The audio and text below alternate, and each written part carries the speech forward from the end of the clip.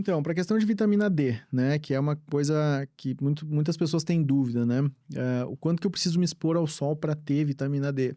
É uma situação bem tranquila, assim, porque se eu tiver uma exposição diária de uma área de corpo correspondente à palma da minha mão, 10 centímetros quadrados, por 10 minutos eu já vou conseguir fazer a minha conversão de vitamina D que eu preciso para aquele dia. Então, eu não preciso de grandes cargas de sol, né, para poder fazer esse processo. Claro que o sol tem outras finalidades na nossa vida, né? Basta ver que nos países nórdicos, por exemplo, onde a taxa de sol é muito menor do que nos países tropicais ou equatoriais, a gente tem taxas de suicídio muito mais altas, né? A gente pega países no norte da Então não é Finlândia, mito de que o sol deixa a gente mais o feliz. sol deixa a gente mais feliz, com certeza, né? Então, essas pessoas que moram lá, que tem, por exemplo, períodos de noite eterna, né? Que é quando por 6 meses do ano é noite e depois no resto dos 6 meses é dia.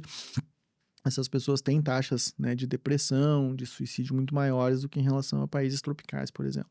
Então a gente precisa do sol para vários fatores, né? A gente inconscientemente, quando faz muitos dias nublados, a gente fica meio acabrunhado, fica meio para baixo, abre um sol, parece que a vida mudou, É né? verdade. Então o sol ele é importante, ele não é um vilão por si só, a priori.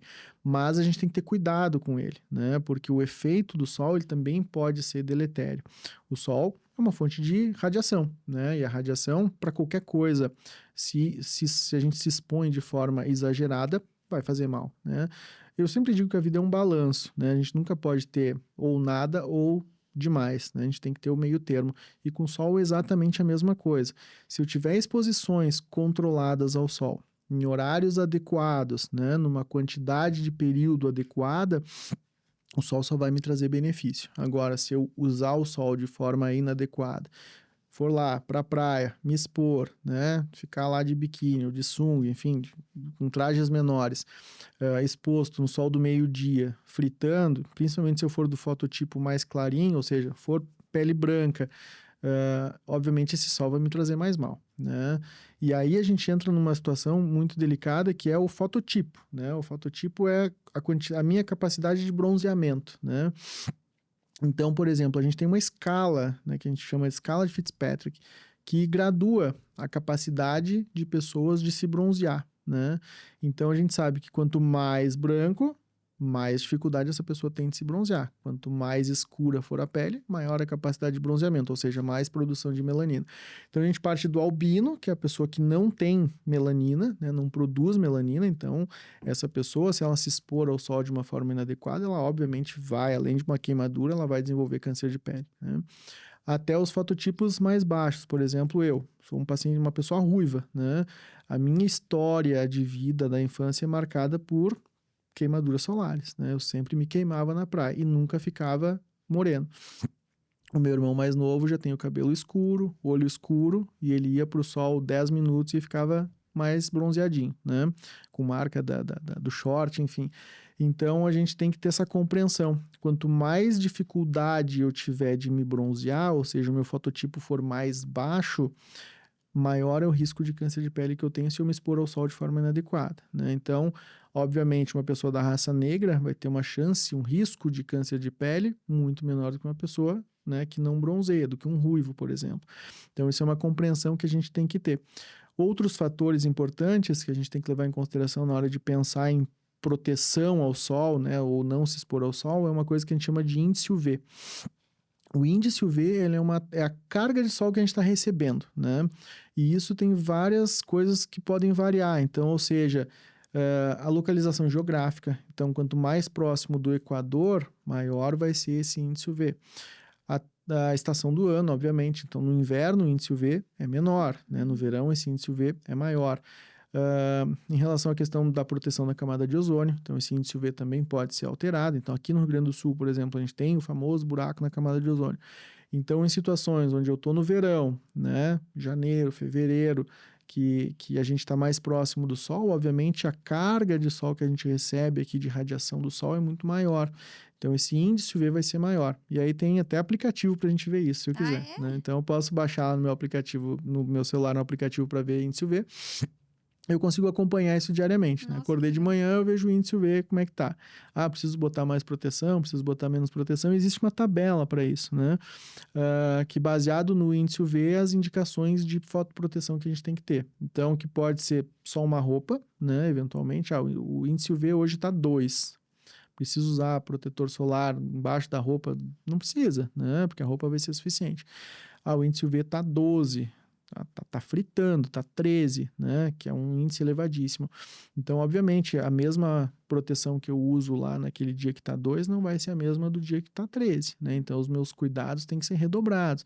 Então, eu tenho que ter mais cuidado na hora de usar o protetor solar, da reaplicação. Depois a gente vai falar sobre esses tópicos, mas eu tenho que ter cuidados diferentes, né? Em relação tanto a questão de roupa, óculos, chapéu, sombra, enfim, tem várias coisas que a gente pode utilizar como mecanismos de fotoproteção, que não só o protetor solar, né?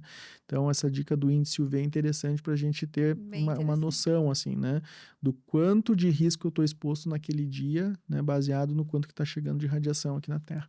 Já aproveitando o gancho disso, para te perguntar, porque agora a gente tá no inverno aqui no Rio Grande do Sul. Todo mundo acha que não precisa passar protetor, né? E aí? Não só aqui no Rio Grande do Sul, mas como no mundo inteiro, né?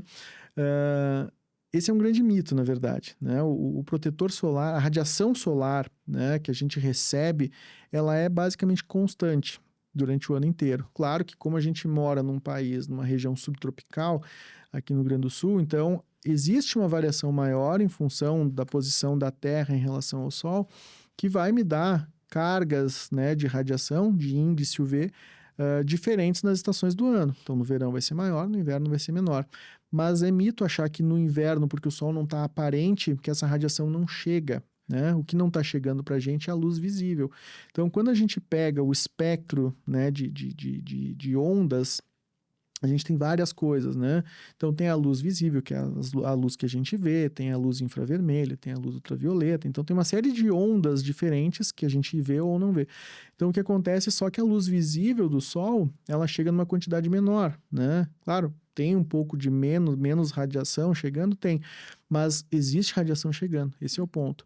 E quem faz o câncer de pele ter um aumento de risco não é a luz visível do Sol, é a radiação UV. Então, quando a gente está no inverno, tem radiação chegando. Então, a gente tem que usar protetor solar sempre. Vou sair no sol, tem que usar, né? Mas hoje não tem sol, tá chovendo, tem que usar também, né?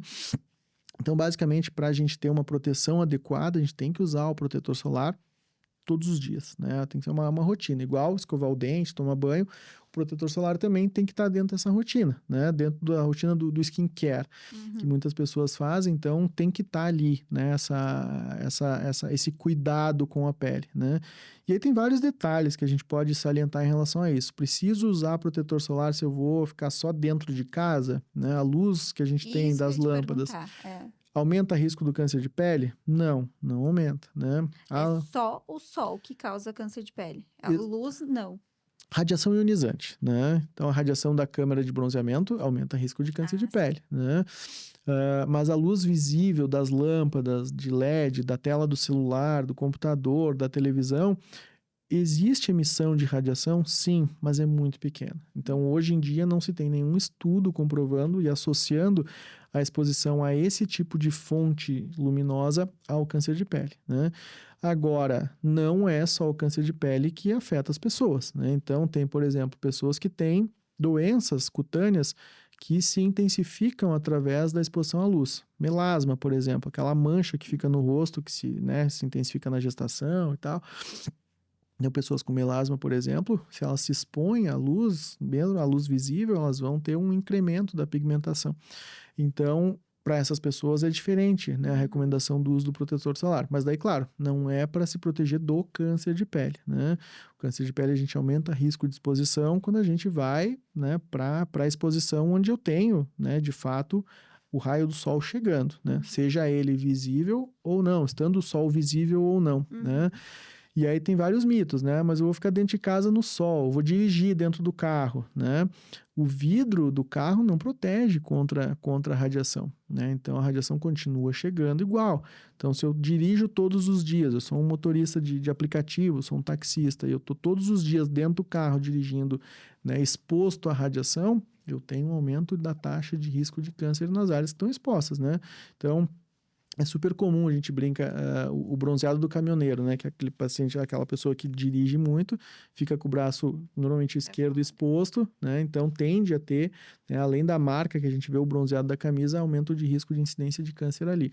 Mas ele está dentro do carro, mas está pegando sol, né? Está pegando radiação. Então, isso são cuidados importantes que a gente tem que ter, assim. Se eu estou exposto à radiação, seja ela de uma forma visível ou não, eu tenho que estar protegido, né? A melhor forma de fazer isso, basicamente, é o protetor solar, né? Tem outras formas, roupas, enfim, mas o protetor solar é uma rotina interessante, né? E aí uma dica que eu dou, assim, usar o protetor solar, o que eu vejo as pessoas usando, é usando na máscara do rosto, né? Então, elas passam o protetor solar nessa região aqui. Então, o que a gente pega de paciente com câncer de orelha, né?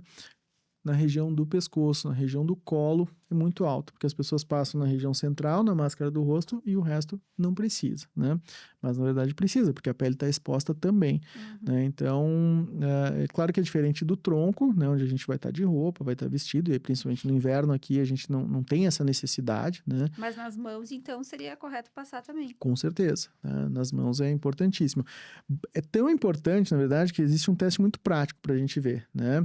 Eu pego uma pessoa de 70 anos, olho o rosto dela, ela usou protetor solar e olho a mão. A mão normalmente vai estar manchada, né? É Vai ter verdade. melanose, que a gente chama. A melanose não é nada mais do que a estimulação dos melanócitos ao longo da vida, que forma aquelas manchas senis que a gente vê. Então, pessoas mais velhas, praticamente 100% delas vão ter melanose solar, né? Nas áreas que foram expostas e não foram protegidas. E aí a gente tem muito cuidado com o rosto, né? E não presta atenção em outras áreas. Até para a gente colocar aqui depois uma foto que tem na internet, que é clássica, de uma senhora de 90 anos do pescoço, Eu vi isso. que usou o protetor solar por 40 anos, né? Usava só na região do rosto, a pele maravilhosa e o pescoço destruído, Todo né? manchado, né? Foto envelhecido. Então, esse é o efeito do uso do protetor solar a longo prazo, né? A gente tem uma pele muito mais saudável, na verdade, né? O sol, ele é muito bom, como eu falei, importantíssimo para vários quesitos, né? A gente não deve ver o sol como inimigo, mas ele também é um indutor do fotoenvelhecimento, né? Do envelhecimento da pele. Então, quanto mais exposto eu fico, mais a minha pele envelhece de forma precoce, né? Então, por isso que é importante usar o protetor solar nesse sentido também, da gente evitar o envelhecimento da pele, né? Então, além de estar protegendo contra o câncer, eu também consigo ter uma melhora do aspecto estético da pele, né?